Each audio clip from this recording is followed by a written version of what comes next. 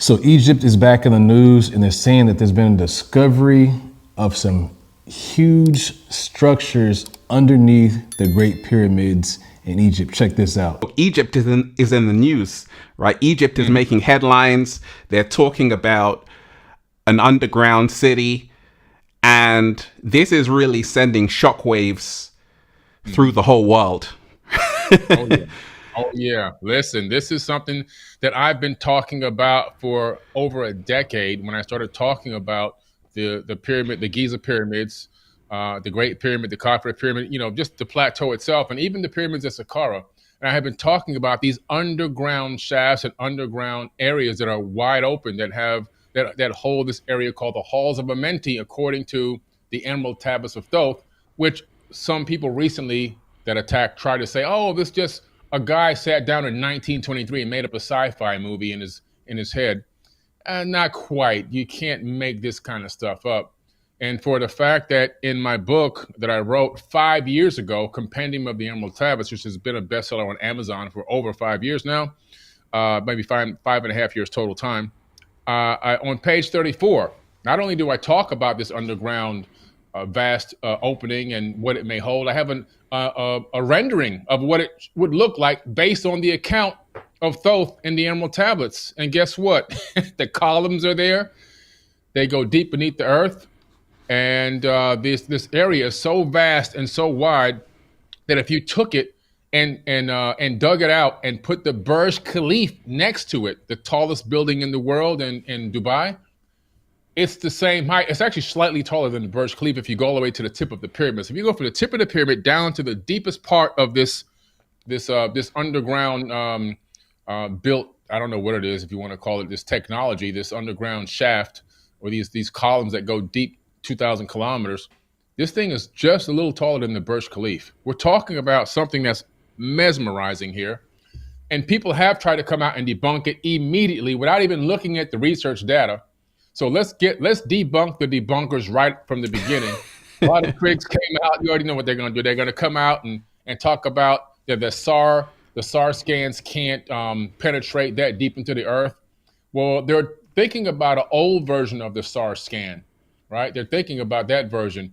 They're saying that you can't penetrate that deep.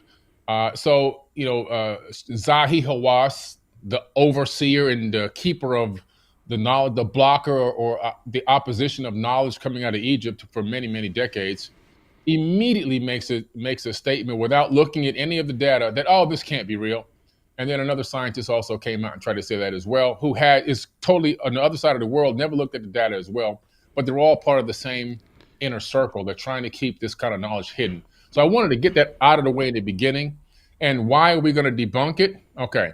Unlike ground penetrating radar, this scientist named Biondi, his SAR technology employs X-band microwaves at 10 gigahertz with a 3 centimeter wavelength. This is coming from a satellite, okay? This is coming from a satellite in space. It penetrates the ground less than 30 centimeters, but instead of directly scanning the underground like the other version of SAR, it detects subtle surface vibrations that create minute shivers triggered by the resonance of this band. So it can actually penetrate even deeper because it's picking up the vibrations. The vibrations rise back up towards the beam, send that information back to the CPU or the processor on the satellite, and then it's able to extrapolate the empty space from the solid space and to create a rendering of what's under the ground. So this is not the first time that I've heard about scans that are going on around the world, and even I believe also in lakes and in the ocean and different things like that, to try to see what may be hidden and what can be discovered. So I think this was a great interview between the great Ralph Smart and the great Billy Carson as it pertains to a discovery of megalithic or large structures under the Great Pyramids. I remember being in high school taking a humanities class. And this is back during the day where they put a cassette tape in, or they put like a VHS tape in there, and the soundtrack is screeching, and got the strings, and it's just sounding all just drowned it out, and just a loud narration, just craziness.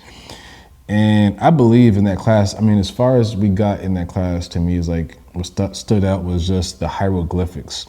I don't really remember anything in depth about the people and where they came from and how exactly the definitive way that the pyramids were built. You know, they would say, you know, of course, slaves built it. But you still, as a kid, you're still thinking in your mind, how in the world is it possible that those large stones are being moved even by people? Who's pushing that up into the sky? Nothing has made sense. Nothing made sense to me.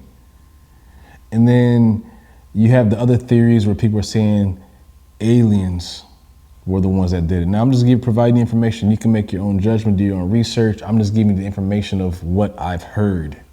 I'm not going to take a position right here in this particular video. Slaves, aliens, moving. Then I've heard also frequencies. I've seen several videos where the monks would play sounds through instruments and instrumentation to move heavy stones from one area to another, frequencies, right? So that's one, that's two, that's three.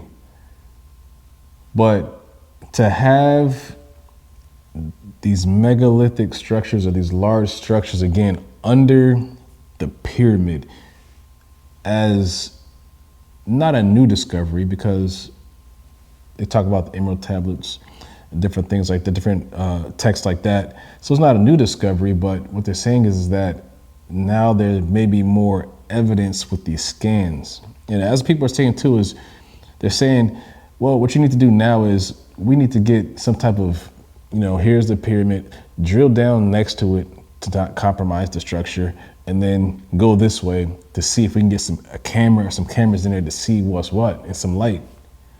I agree, I want to see the same thing.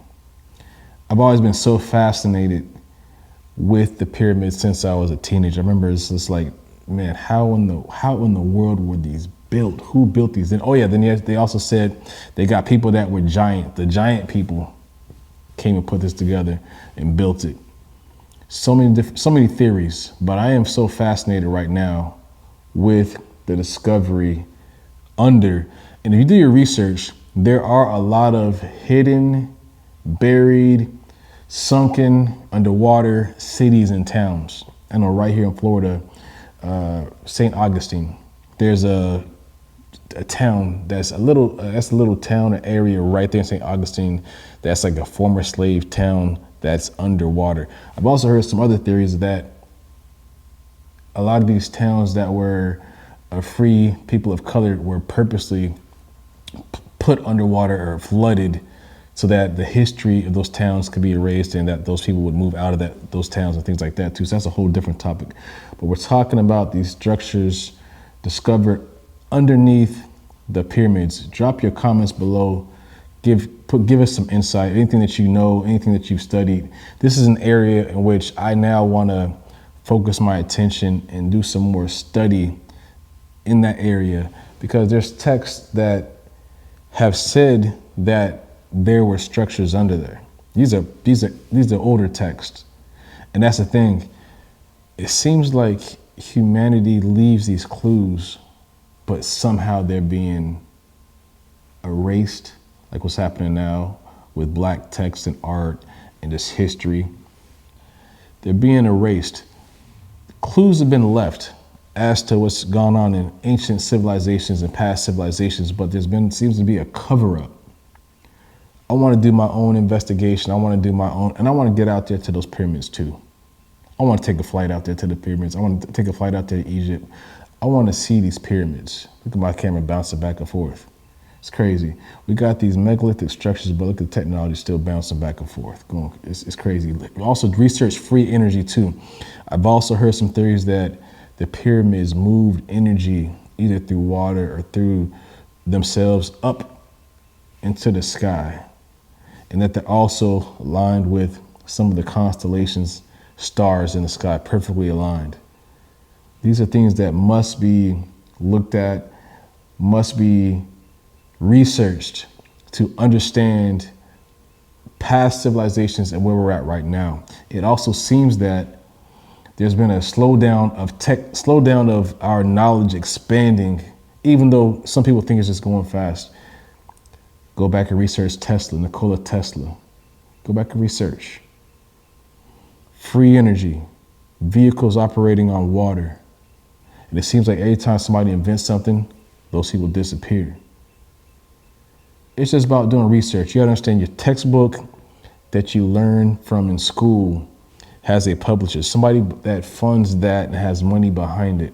You have to understand knowledge is given through textbooks. Knowledge is also hidden through textbooks. Do some more research. Check out the Slave Bible. Google that, Slave Bible.